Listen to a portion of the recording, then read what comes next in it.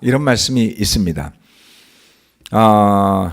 그리고 26장 20절 말씀은 이렇게 이야기합니다. 먼저 다마스쿠스와 예루살렘에 있는 사람들에게 다음으로 온 유대 지방 사람들에게 나아가서는 이방 사람들에게 회개하고 하나님께로 돌아와서 회개에 합당한 일을 하라고 전하였습니다. 사도 바울이 전한 복음이나 베드로가 전한 복음이 똑같죠.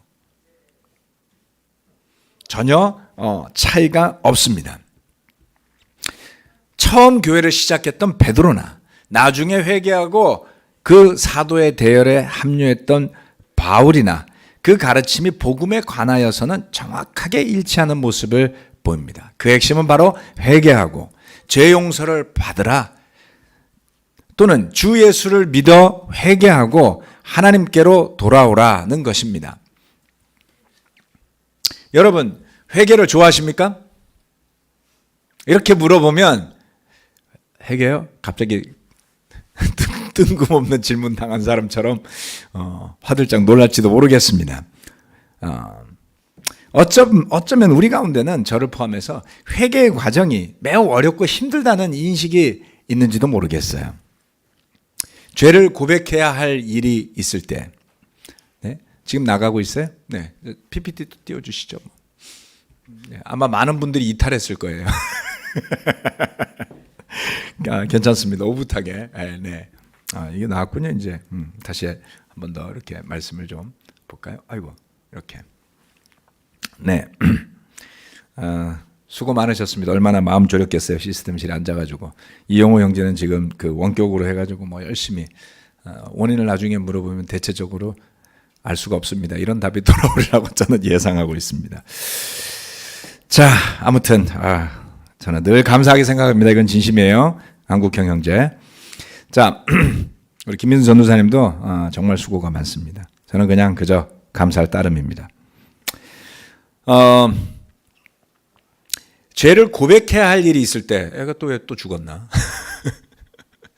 방송 PPT는요? 네네네. 이거 뭐 두 번째로 그냥 넘어갔네, 자기 마음대로. 네, 띄워주세요. 예, 이게 돌리지 말고. 설마 누가 해킹하는 건 아니겠죠? 네. 사탄이 해킹을 해가지고 이 방송이 송출 안 되게 하려고. 오늘 레슨이 그렇게 중요했단 말이에요? 이렇게. 전 그렇게 생각하지는 않습니다. 늘상 하는 레슨입니다. 자, 회개해야 할 일이 생길 때 우리는 대체로 어떤 태도를 취하게 될까요? 이거를 좀 감춰놓고. 죄라는 것들은 그렇습니다. 어떤 것들은 명확한 성경의 가르침에 나타나는 죄라고 남도 알고 나도 알고 그러한 것들도 있을 수 있죠. 그런데 아주 종종 그와 같이 명백한 어떤 행위적인 죄라는 것보다는 관계 속에서 벌어지는 상황에서 좀 진심 어린 사과가 필요한 일일 수도 있습니다. 예컨대 부모가 자녀들에게 심한 말을 하는 경우도 있습니다. 너 나가! 이러는 경우도 있고요. 크리스찬 부모라고 안 그럴 것 같죠? 저도 한번 해봤습니다. 나가라 그랬더니 아들이 진짜 나가더라고요. 깜짝 놀랐는데 다행히 한 30분 뒤에 다시 들어왔어요. 아무튼 부모라고 완전하지도 않죠. 어떤 이유에서건 적절치 않은 말 또는 지나친 행동들은 주변 사람들을 불편하게 만들고 또 문제를 일으키게 됩니다. 이런 경우에는 우리가 당연히 알다시피 사과가 필요하겠죠. 저도 사과 많이 하고 삽니다. 그런데 사과만으로 그 일이 정리되고 괜찮은 것일까요? 여러분 잘 생각해 보시면 한때 우리가 서로 더욱 좋은 제자로 살도록 돕고자 하는 목적에서 비롯된 일이었다라고 생각하지만은 회개시키는 일을 열심히 했던 적도 있었어요. 네. 열심히 했습니다. 어느 정도로 열심히 했냐면 정말 마음에서 회개가 됐는지 안 됐는지를 막 확인하는 거예요. 또 물어보는 거예요. 네. 그리고 회개를 덜한 것 같아 막 도전도 주는 거예요. 너 마음이 아직도 아닌 것 같아. 너 깨닫지 못한 것 같아. 너는 회개를 안 한 것 같아. 막 이런 이야기를 하면서 열심히. 네.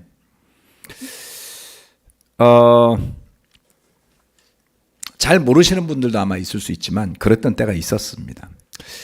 저는 돌아보면서 그것이 적절했다라고 생각하지는 않습니다. 지금 저보고 그렇게 하라 그러면 전 안 할 것 같아요. 그런데 그런 도전을 주는 사람이나 그런 도전을 받는 사람이나 진심으로 회개하는 일에 관심이 많았던, 이게 좋은 케이스죠. 네. 진심으로 회개하는 일에 관심이 많았기 때문에 남들이 보면 저래도 돼 싶은 일을 우리가 별 문제가 되지 않게 하고 살았던 때도 있었습니다. 방법을 떠나서 중요한 것은 무엇이었냐면 진정으로 마음 속에서부터 변화가 있었느냐 하는 것입니다. 사도 바울이 언급했던 표현 속에서 저는 그것을 좀 유추해 볼 수 있다 이렇게 생각하는데요. 네. 사도 바울은 여기에서 뭐라고 했냐면 이방 사람들에게 회개하고 하나님께로 돌아와서 26장 20절 말씀이죠. 26장 20절 말씀에 회개하고 하나님께로 돌아와서 회개에 합당한 일을 하라고 했던 표현이 바로 그것입니다. 어떻게 사는 것이 회개에 합당한 일이겠습니까? 단지 행동에 대한 사과 이런 것을 넘어서 깊은 마음에서부터 그러한 사과가 일어나고 그러한 행동이 돌이켜지는 것을 의미하지 않습니까? 회개하고 주님께 돌아오는 삶이라는 것은 그 회개 때문에 새로운 세상이 열리는 것을 의미한다라고 저는 봅니다. 아마 귀에 딱지가 않도록 들었으니까 지금 여러분들은 기억하실지 모르겠는데요. 메타노이에라는 단어가 헬라어로 회개라는 것을 뜻한다 이렇게 이야기를 했습니다. 그 단어는 말의 뜻이 나중에 생각이 변하다 이런 뜻을 가지고 있어요. 뭐 흔히 우리 시쳇말로 화장실 갔다 오면 생각이 바뀐다 이런 말이 있잖아요. 예, 그렇게 이해하시면 이 회개하고 연결이 잘 됩니다. 하여튼 들어갔다 와서 생각이 바뀌는 거예요. 예수님을 알게 되고 나면 사고가 바뀌는 겁니다.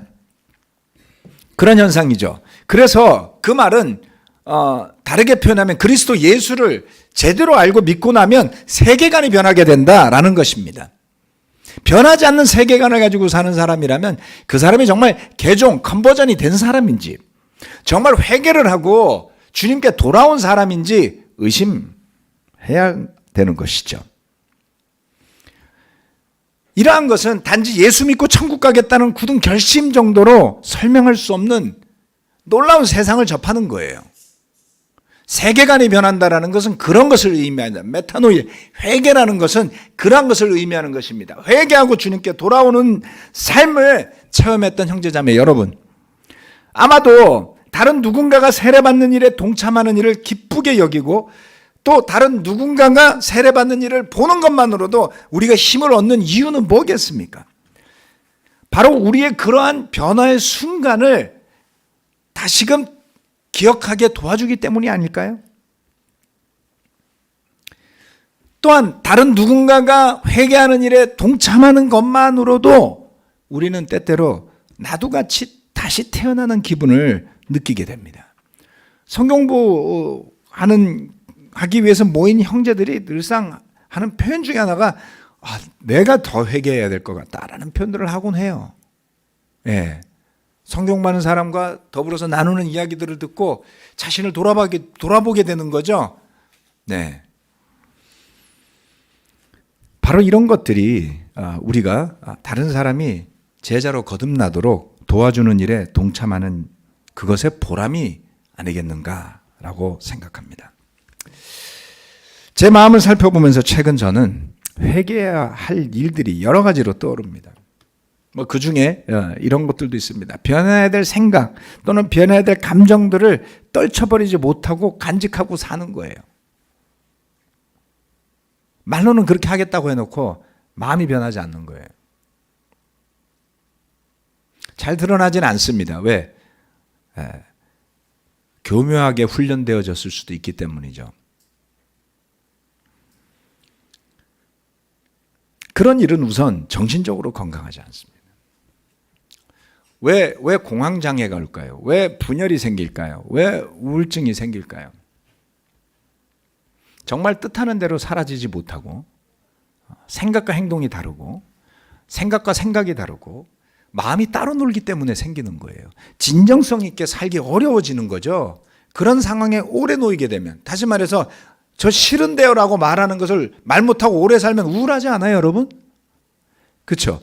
그래서 주님의 말씀처럼 예와 아니오를 분명하게 하고 살면 좀 더 정신이 맑아지는 거예요.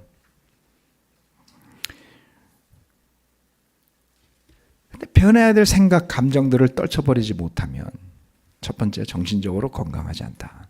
그리고 두 번째, 더 나아가서는 영적인 사람으로 사는 것을 그것이 방해하게 됩니다. 그리고 더 진전되면 영적으로 저와 여러분, 우리를 병들게 하고 죽게 할 수도 있습니다. 심각하게 회개하는 일을 생각할 때가 된 것 같아서 드리는 말씀입니다. 죽을 죄를 졌나요? 아니요. 하지만 회개한다는 것이 얼마나 주님 앞에 기쁜 일이었는지, 내가 실수한 것, 내가 잘못한 일에 대해서 정말 진심으로 사과하고 나의 사고가 변하고 생각이 변하는 것이 얼마나 기쁜 일인지요. 잘못한 일을 옳다고 여겨서 뭐 하겠습니까, 여러분? 다른 누군가에게 상처 준 일을 갖고 내가 옳다고 말해서 뭐 하시겠어요? 그게 옳으면 괴물 아닌가요? 그렇죠? 근데 우리는 고집스럽게도 내가 잘못한 그것을 말로 사과한다 할지라도 마음에서 변화시키지 못하고 안고 살고, 떨쳐낸 것 같았는데 또다시 돌아와요. 용서한 것 같았는데 또다시 돌아와요. 고백하십시오. 끌어안고 살지 마세요. 몸이 고달프고 먹고 살기 힘든 시절에는 너무 바빠서 너무 지쳐서 그런 거 생각할 겨를이 없어서 우울증이 있었는지 공황장애가 있었는지 아무 관심 없이 살았어요. 그런데 여러분, 요즘은 몸이 너무 편해졌어요. 힘든 일은 기계들이 다 하잖아요. 이제 운전도 안 할 때가 다가옵니다. 저는 그날을 기다리고 있어요. 운전만 하면 좋으니까. 그런데 운전도 안 하게 되면 정말 삶이 좋아지는 걸까요? 아니요. 세세한 감정의 변화들에 우리는 더 민감해졌습니다. 주변 사람들의 반응에 대해서 훨씬 더 예민해졌어요. 생각하고 곰곰이 되씹어볼 시간도 늘어났습니다. 그게 여러분의 정신건강을 해치고 있는 것, 여러분의 영성을 흐트러뜨리고 쥐고 흔들고 하는 것들을 살펴보셔야만 합니다. 회개하고 주님께 돌아오는 삶, 그것이 바로 우리의 잃어버린 기쁨을 되찾는 길이다. 그렇기 때문에 우리 가운데 회개의 길을 가야 할 때가 된다면 기쁨으로 가는 저와 우리 형제 자매 여러분들이 되시기를 바랍니다. 두 번째, 이게 왜 일로 돼 있죠? 2인데, 영적인 삶입니다. 오늘은 포인트를 계속 하나로 가져가는 분위기군요. 자, 두 번째는 이제 영적인 삶에 대한 것인데요. 회개하고 주님께 돌아오는 삶, 그래서 그 회개에 합당한 열매를 맺는 삶이라는 것은 어떤 것일까요? 예컨대 우리는 이런 표현을 많이 하죠. 영적인 사람 또는 영적인 삶, 이런 표현을 흔히 합니다. 그런데 영적인 삶 이렇게 탁 치면요, 성경에서 검색이 하나도 안 돼요. 그런 표현 자체가 딱 만들어져 있는 것은 아닙니다. 우리가 여러 가지를 보면서 설명해내는 그러한 내용인 것이죠.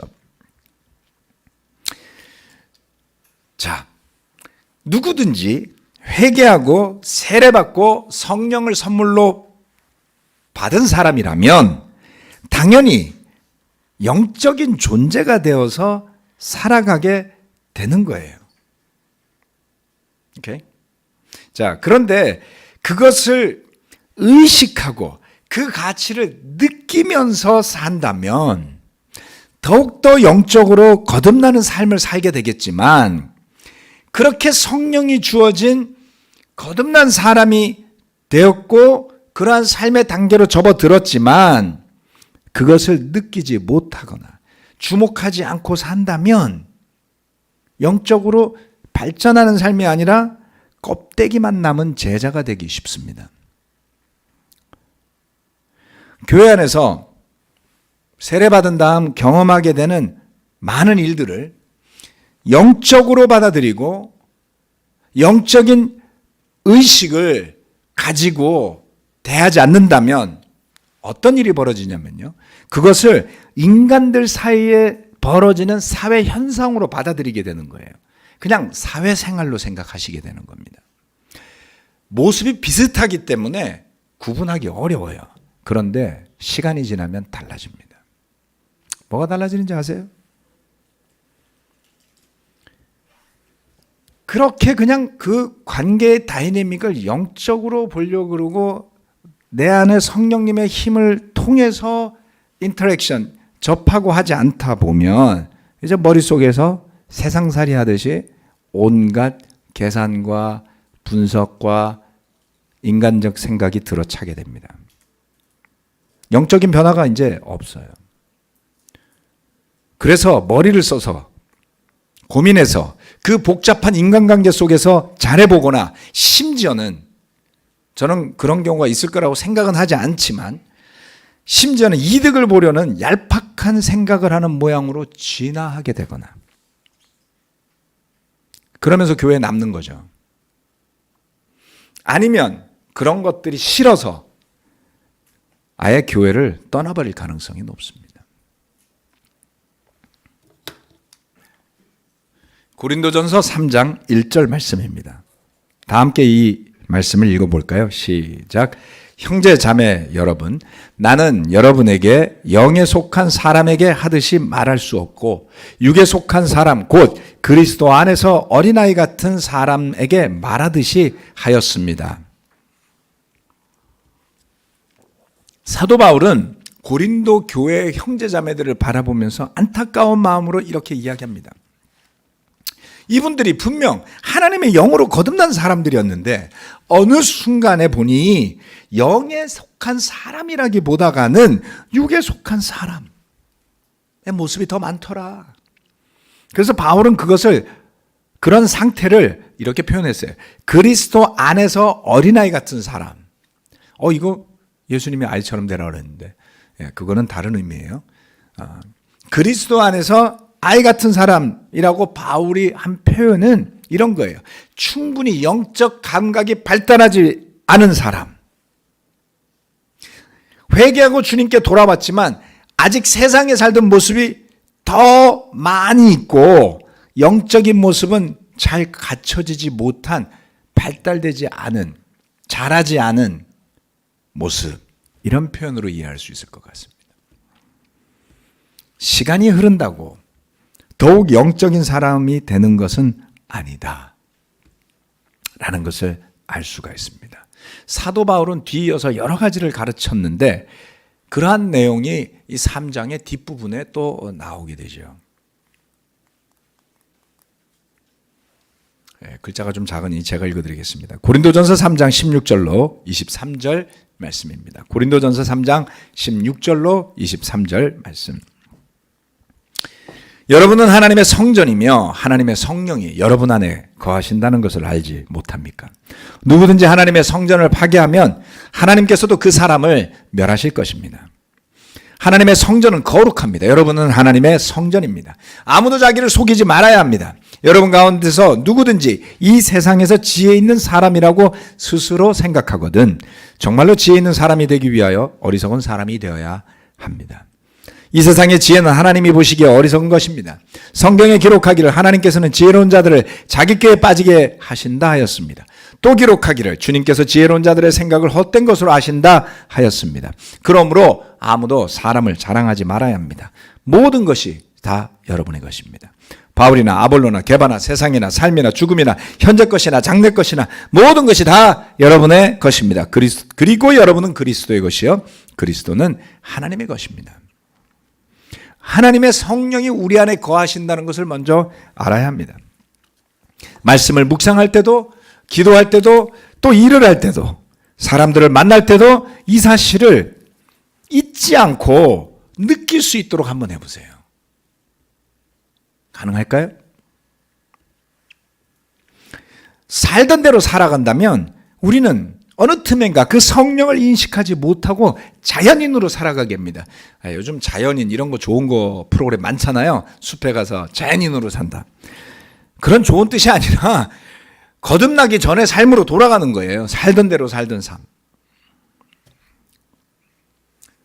종종 이런 질문들을 하는 분들이 있습니다. 도대체 성령이 뭐라는 거죠?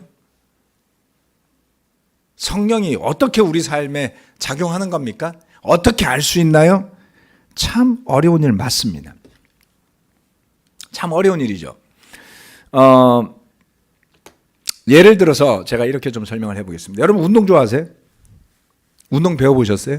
혹시 정말 돈 내고 운동 배워보신 분, 여기 앉아 계신 분들 중에? 여러분 계시네? 네. 돈 내고 배워보셨어요? 자매? 나 자매 뭐 배워봤어요? 스쿼시. 스쿼시. 이렇게 테니스처럼 라켓 잡고 치는 거 스쿼시. 배운 사람하고 안 배운 사람하고 차이가 뭐예요? 예? 치다 보면 알잖아요. 딱 보면 알죠. 이렇게 들어가 치는데 저 사람 배운 사람 안 배운 사람. 뭘로 알 수 있어요? 자세죠. 자, 맞습니다. 운동은 자세가 모든 것이에요. 제가 이제 제 아들이 아들 둘 다 이렇게 턱걸이를 좋아하고 잘합니다. 그래서 큰 아들이 군대 갔다 와가지고 선수가 돼서 왔어요. 포병부대에서 근무했으니까 막 헬스장도 너무 잘 만들어 놓고 그래서 군대 가서 열심히 운동을 한 거예요. 그래서 가기 전에는 제가 턱걸이를 더 많이 했는데 갔다가 나오니까 저보다 잘해요. 그래서 배틀을 했습니다. 제 아들하고 턱걸이 배틀을 하자. 그래가지고 헬스장 가서 막 하는데 영상을 찍어줬어요. 아들이 제 뒤에서 이렇게 수민이가 영상을 막 찍어주고 저도 수민이를 이제 찍어주고 했는데 영상을 딱 찍은 걸 보니까 제가 턱걸이를 완전히 엉터리로 하고 있더라고요. 턱걸이는 등 근육으로 하는 거라 그래요. 이걸 잡아당기잖아요. 근데 팔로도 해요. 당기는 게 팔이니까 당연히 팔 힘이 세야 한다고 생각하잖아요. 그런데 제대로 하려고 그러면 이 등 근육을 사용해서 하라는 거예요. 근데 아들은 보니까 등 근육으로 하더라고요. 제가 그래서 아들 자세를 보고 따라하려고 등 근육으로 하니까 안 돼요. 굉장히 어렵습니다. 등 근육이 발달이 안 된 사람은 그 자세로 턱걸이 한 개도 할 수가 없어요. 제가 턱걸이를 5, 6개, 7개를 4세트 막 이렇게 했었거든요. 알고 보니까 팔로 다 한 거예요. 등 근육으로 하려니까 4개를 못 하겠어요. 아무튼 그래서 지금 아들 포즈로 제가 턱걸이 연습을 지금 하고 있습니다. 어렵죠. 그런데 그거를 가르쳐주는 사람이 이렇게 이야기를 해요. 몸으로 느껴보라고. 이 자세가 안 될 것 같지만 이렇게 하다 보면 느낌이 오는 때가 있다. 그걸 몸으로 느껴야만 한다. 저는 그게 운동하면서 제일 힘든 이야기였던 것 같아요. 계산은 쉽잖아요. 좀 머리가 나빠도 외우면 외워지잖아요. 근데 운동 자세는 너무너무 어려운 거예요. 해도 안 좋은 자세로 또 돌아가고 해도 또 돌아가고 그럼 또 고치고 또 고치고 그런데 어느 순간에 그것이 느낌이 오면서 그 자세가 나와서 보면 멋지게 운동을 하는 것을 알 수가 있죠. 보는 걸 따라해서 잘 안 됩니다, 여러분. 저도 잘한다고 생각했는데 웬걸 뒤에서 찍으니까 완전히 엉터리였던 것이죠. 이와 비슷한 원리가 저는 영적인 것이다 라고 생각합니다. 하나님의 영이 우리 안에 있음을 느끼고 그것을 믿고 그 영의 작용에 이끌리는 삶을 살아야 하는 것이죠. 바울은 그런 측면에서 지혜를 이야기합니다. 지혜를 이야기합니다. 왜요? 누구든 이 세상에서 더 나은 삶을 살고자 하는 사람들은 바울이 말하는 세상의 지혜를 의지하기 때문이죠.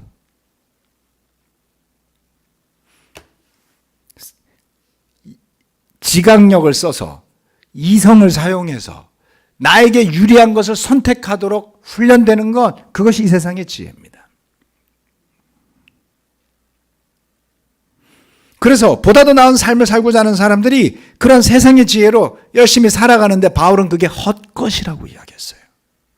저와 여러분이 열심히 날마다 사용하면서 사는 그 지혜가 헛것이랍니다. 왜요? 먹고 살아야 되는데요?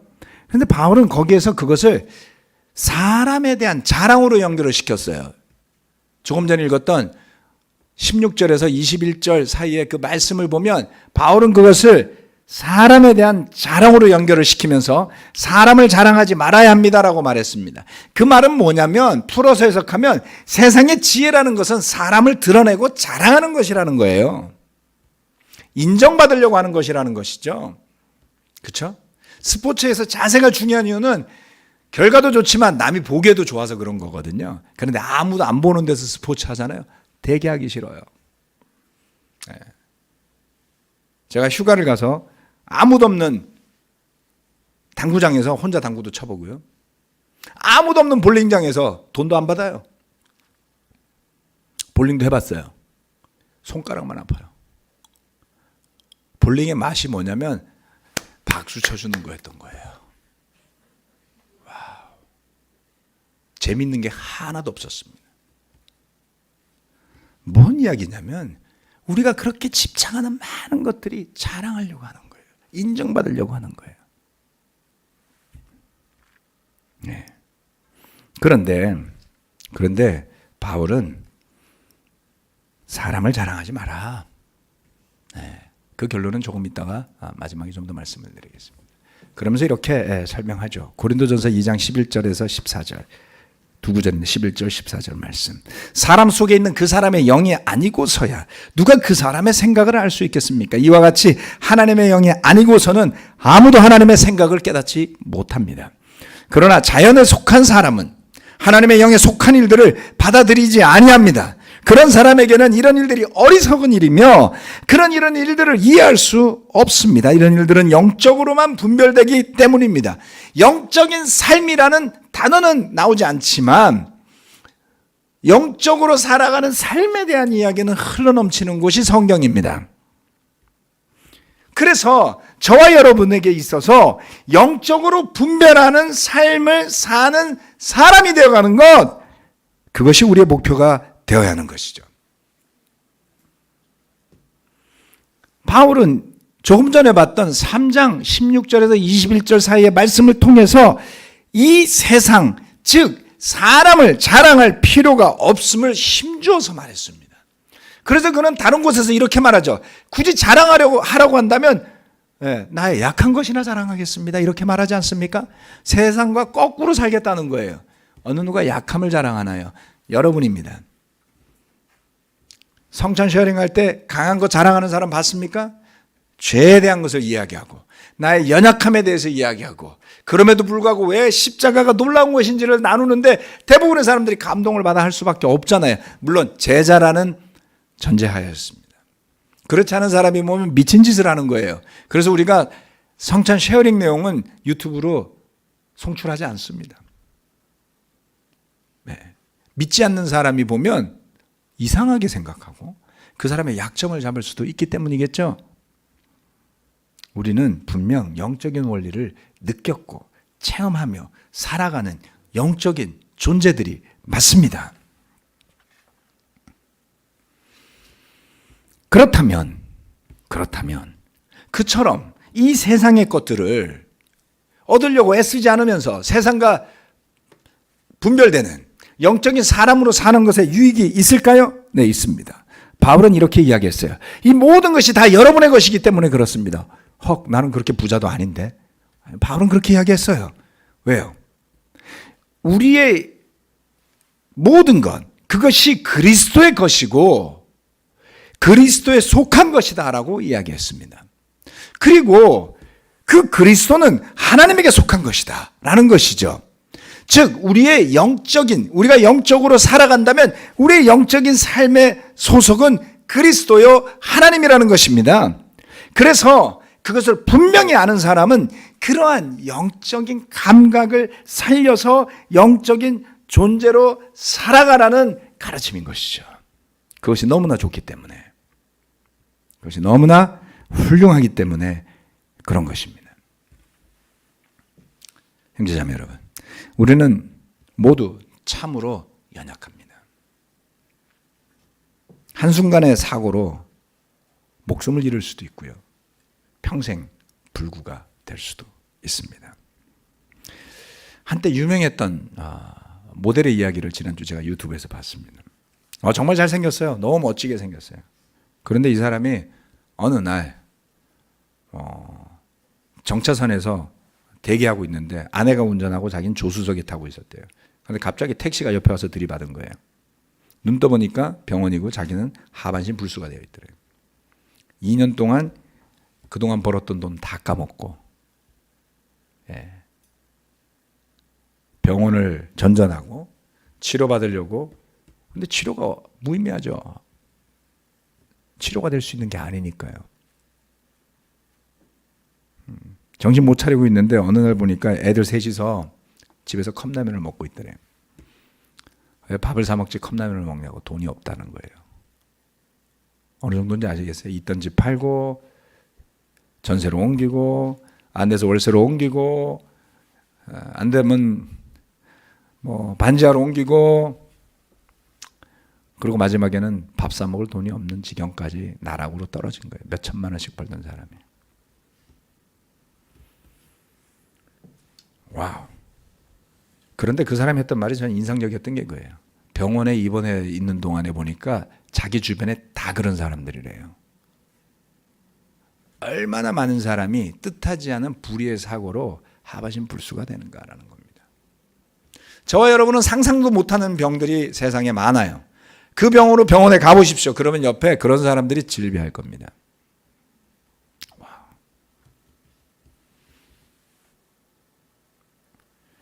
평상시 전혀 생각지도 못한 삶이 시작되는 것이 한순간인 것입니다. 그럴 때에 우리가 추구하던 것이 사람의 자랑이라면 인생이 끝난 것처럼 사실은 끝이겠죠. 회복되지 못할 겁니다. 쉽지 않을 겁니다. 어떻게 살아남는다 할지라도 살아있다고 느끼지 못할 수가 있어요.